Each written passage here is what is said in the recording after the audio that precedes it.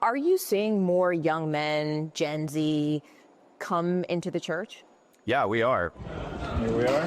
For Shane Winnings, who leads the national men's ministry group Promise Keepers, what kind of man are you? It's all part of a bigger strategy. I think it's very intentional. And I think the messaging from the administration was very intentional. The Trump administration? Yeah, it was to win those kind of people. Who? And the young people, the men who want to be men. If you fear culture, then you don't fear God. Men who want to, or can be convinced to, return to what he calls traditional values. What we're seeing in this erosion where now anyone can be a family.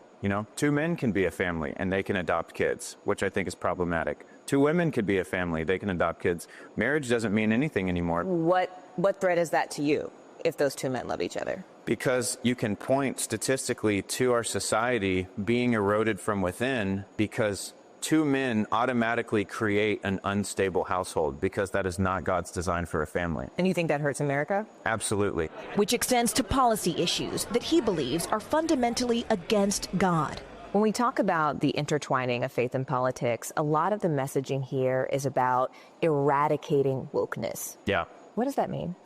Well, I think wokeness, is really anything that comes against God's design. It's this progressive mentality.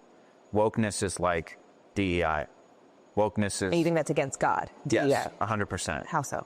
Well, I mean, it is everything it claims to be against. DEI is discriminatory.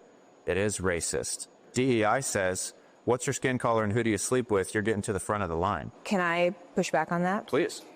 My interpretation of DEI and affirmative action is essentially saying, not that you must promote me because I'm Black, but you are not allowed to discriminate against me. But that's already a part of our Constitution and already a part of our laws. DEI has been used to push people to the front of the line who don't belong there. If someone calls some points and says that's a DEI hire, I think that's wrong too. Do you think they're pointing at you or do you think they're pointing at me? I don't know. I'll tell you what, though, I think it's wrong to make a snap judgment. That is not godly. Because it assumes that the only people who can have good things are straight white men. Exactly.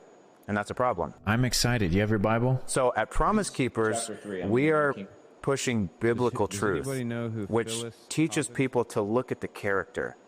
Listen what people are saying. Are the young men who support LGBTQ rights or believe in DEI, are they welcome here?